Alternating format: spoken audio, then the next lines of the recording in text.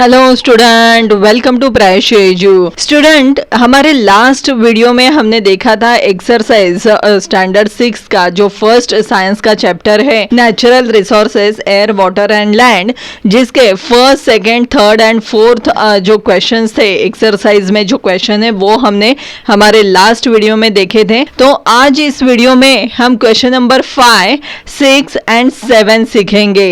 लेकिन इसके पहले स्टूडेंट मैं आप सबसे कुछ कहना चाहती हूँ कि जैसे कि जो भी स्टूडेंट हमारे इस चैनल पे फर्स्ट टाइम विजिट कर रहे हैं तो उनके लिए मैं बताना चाहती हूँ कि जैसे कि स्टैंडर्ड 6 के हमने मैथ्स के ऑलमोस्ट जो प्रैक्टिस सेट है वो हमने हमारे चैनल पे अपलोड किए हुए हैं।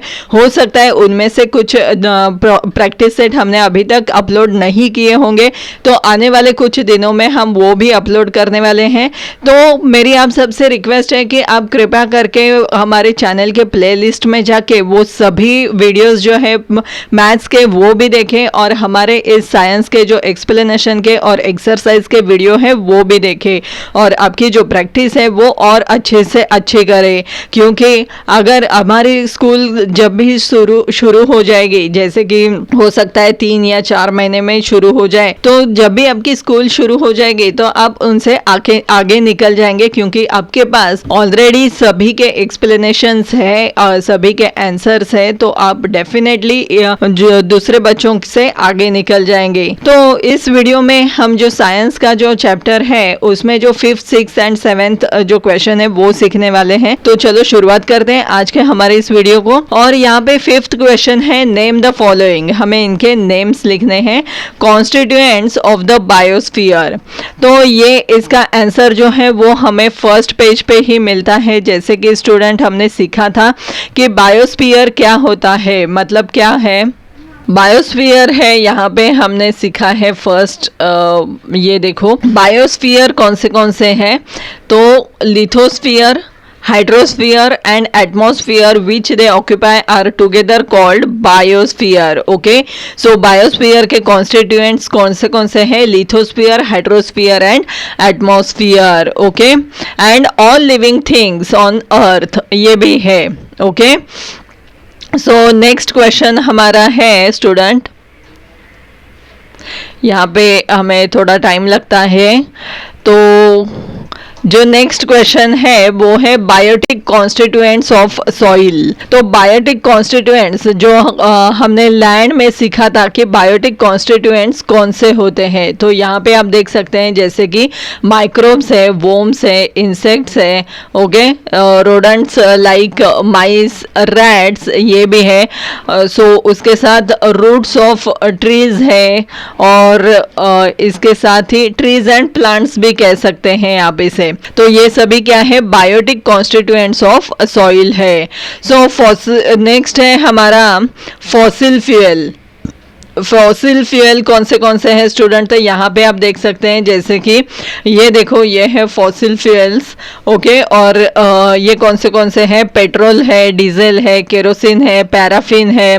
ओके, पैराफिन, तार, वैक्स, ये सभी क्या है?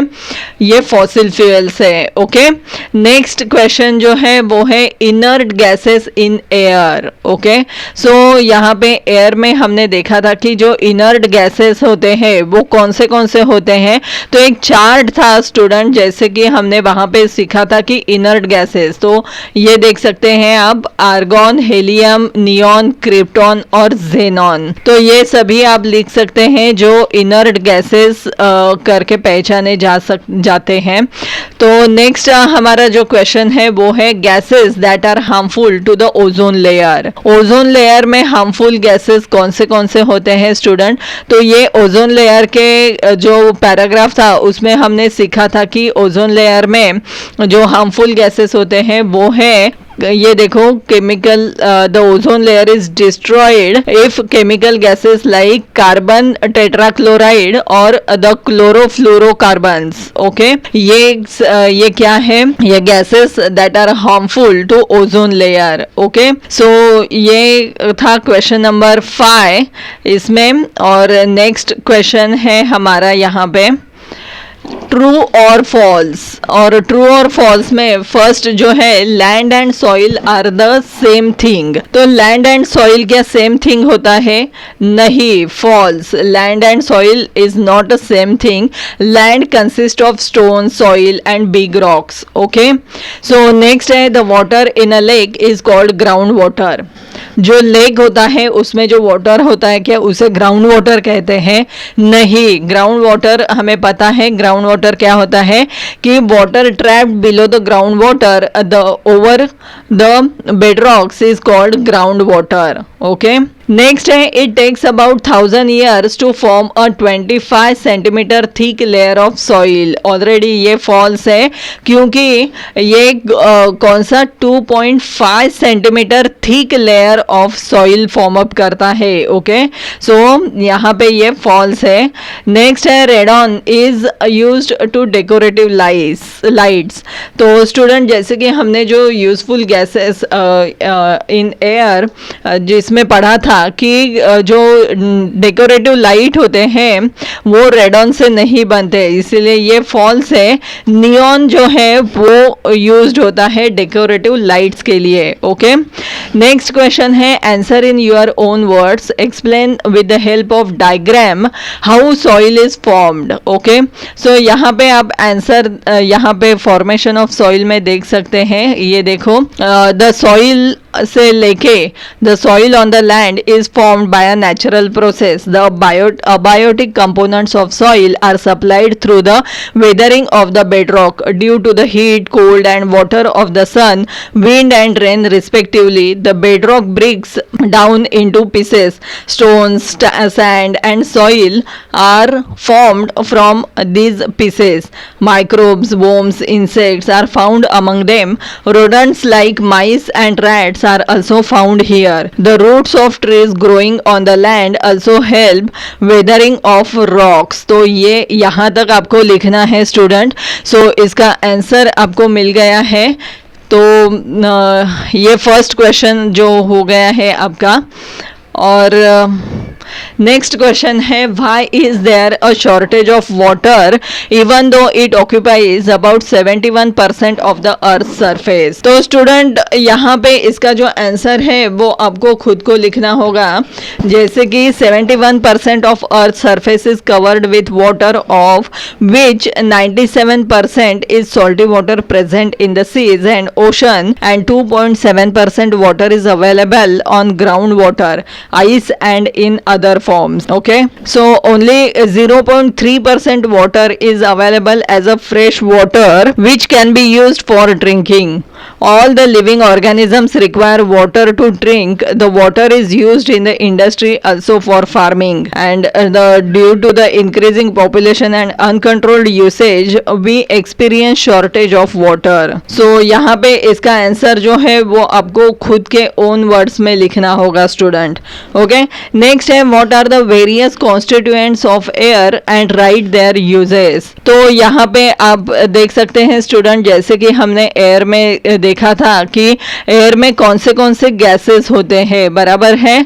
सो ये देखो some uses of gases in the air. So ये इनके यूजेस भी हमें यहाँ पे दिए हुए हैं। सो आपको ये सभी गैसेस के नाम और इनके यूजेस यहाँ पे लिखना है। तो आपका जो क्वेश्चन नंबर 3 है आपको उसका आंसर मिल जाता है। ओके, सो नेक्स्ट क्वेश्चन है why are air, water and land considered to be a valuable natural resources। तो इसका जो स्टूडेंट आपको आंसर है ये भी आपको ओन वर्ड्स में लिखना होगा।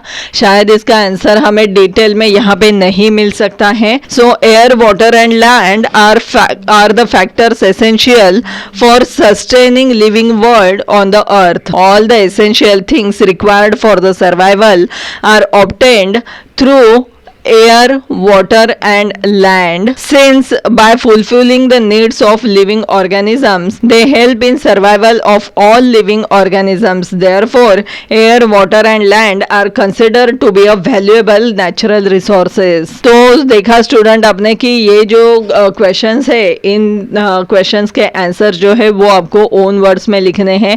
अगर आपको ये आंसर समझ में नहीं आए तो मेरा जो वीडियो है ये बीच बीच में आप पॉज करके इनके आंसर जो है वो लिख सकते हैं। तो स्टूडेंट ये क्वेश्चन था, ये हमारा इस तरह जो चैप्टर 1 है natural resources, air, land and water, वो फिनिश हो चुका है। इसके एक्सप्लेनेशन भी हमारे चैनल पे अवेलेबल है। अभी मैंने एक्सरसाइज भी दिए हुए हैं। तो स्टूडेंट अगर ये वीडियोस आपको पसंद आते हैं तो मुझे ज़्यादा से ज़्यादा लाइक करो और मुझे अच्छे अच्छे कमेंट करो, ताकि मैं और अच्छे से अच्छे और ज़्यादा से ज़्यादा वीडियोस आप तक पहुंचा सकूं।